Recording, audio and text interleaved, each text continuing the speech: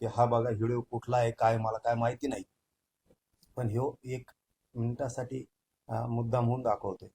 हा नंदी महादेवाच्या समोर नंदी आहे. हा, महादेवाच्या समोर नंदी आहे. महादेवाच्या समोर नंदी आहे आणि या नंदीच्या पाठीमागच्या बाजूनं बसून अशील चाळे सुरू येतात.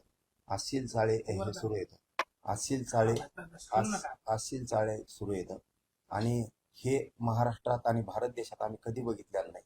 अहिल्या मातेने आम्हाला पूजा करायची शिकवली, महादेवाचे मंदिर उभा केले आणि जर हा कोणत्याही धर्माचा असो, धर्माचा म्हणतो आम्हाला काय देणं घेणं नाही, कोणाचा असो, याच्यावर कठोर कठोर कारवाई व्हायला पाहिजे. हा कुठला व्हिडिओ आहे हा शोधून काढला पाहिजे.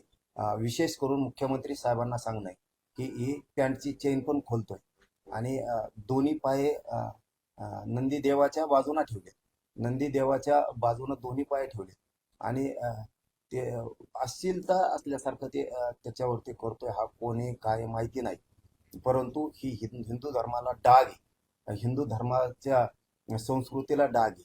विटंबना करणं ही कलंक आहे.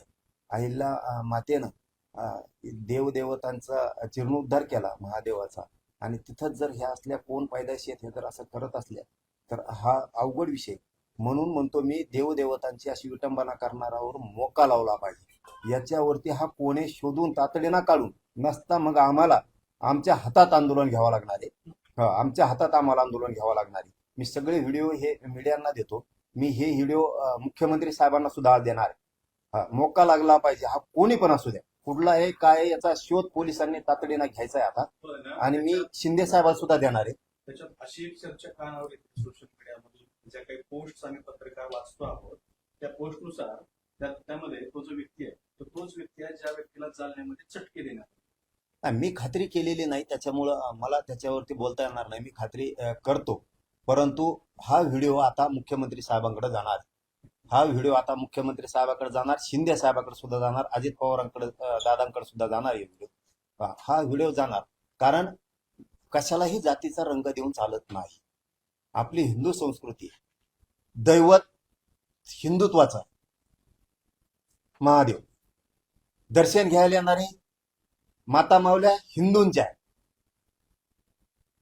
आणि तिथं जर अशी इतकी अश्लीलपणाची विटंबना होणार असती तर याला जिथं असन तिथं पोलिसांनी शोधून काढला पाहिजे. जिथं असन तिथं याला जिथं असन तिथं शोधून काढायचं आणि याला जेलात टाकायचं. कारण हे आता व्हिडिओ कोणातरी मार्फत महान नेते, खूप महान आणि ज्येष्ठ नेते भुजबळ साहेबांकडे सुद्धा हे पोहोच करायचे व्हिडिओ. त्यावेळी आज जरांगे नावाच्या माणसानं त्या कैलास बोराडेवरती दारू पिल्याचे आरोप केले.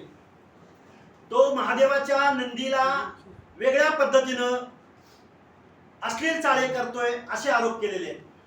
आता माझा प्रश्न या महाराष्ट्रातल्या मीडिया समोर, महाराष्ट्रातल्या सगळ्या जनतेला आहे की फुल पॅन्टवर असणं आणि महाशिवरात्रीच्या दिवशी महादेवाची आराधना, एक अशिक्षित मजूर, एक गावातला भोळसर असणारा मजूर, ज्याला त्या कैलास बोराडेला महाकाल म्हटलं जातं, हे मंदिर आहे त्या अनवा गावातलं शेतामध्ये मंदिर आहे, त्याच्या घरापासून जवळ आहे आणि हा महादेव भक्त आहे आणि हा पॅन्टवरती जाऊन त्या महादेवाची भक्ती करतोय.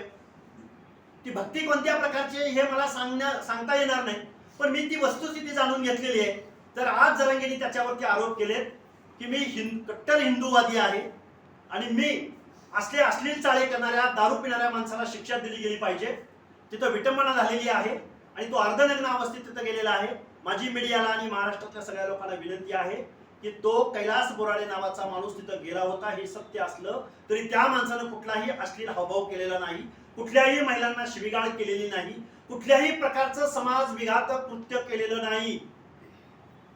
आणि जरांगे म्हणतात की तो अर्धनग्न अवस्थेत गेला.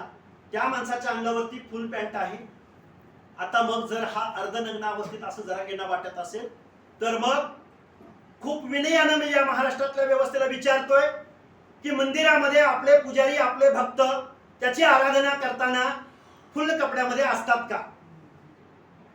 मी कुठल्या संस्कृती धर्माविरुद्ध, मी धर्म मानणारा माणूस आहे, मग जरांगे जर म्हणत असतील पॅन्टवर तो गेला, अश्लील हावभाव केले, तर मग कुंभमेळ्यामधले आपले सर्व साधू मंडळी, आपल्या धर्माचे भक्त मंडळी कुंभमेळ्यामध्ये जातात, ते जरांगेला दिसले का?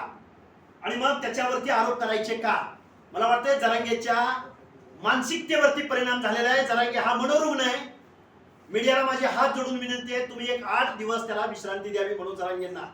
त्यांना मानसिक उपचार घेण्याची इस्पितळात आवश्यकता आहे. तुम्ही त्यांना त्रास देऊ नका. सकाळी दुपारी संध्याकाळी तुम्ही काय मीडिया ट्रायल लावलंय? अरे जो माणूस संविधानिक बोलत नाही, जो माणूस इतर माणसाचा आदर करत नाही, जो माणूस ओबीसीच्या प्रत्येक नेत्याच्या विरोधामध्ये काही ना काही कारणानं त्याला आरोपीच्या पिंजऱ्यामध्ये उभा करतो.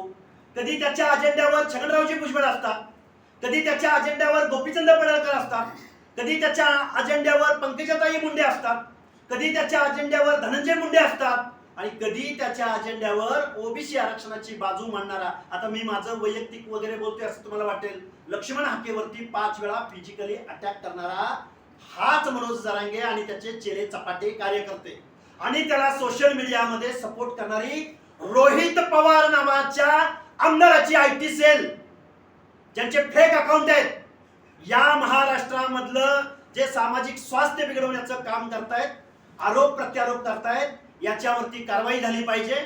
आणि मनोज जरांगेला सपोर्ट करणारी माणसं आणि महाराष्ट्रातलं सामाजिक स्वास्थ्य बिघडवणारी माणसं याचं इन्व्हेस्टिगेशन महाराष्ट्राच्या मुख्यमंत्र्यांनी गृह विभागानं केलं पाहिजे.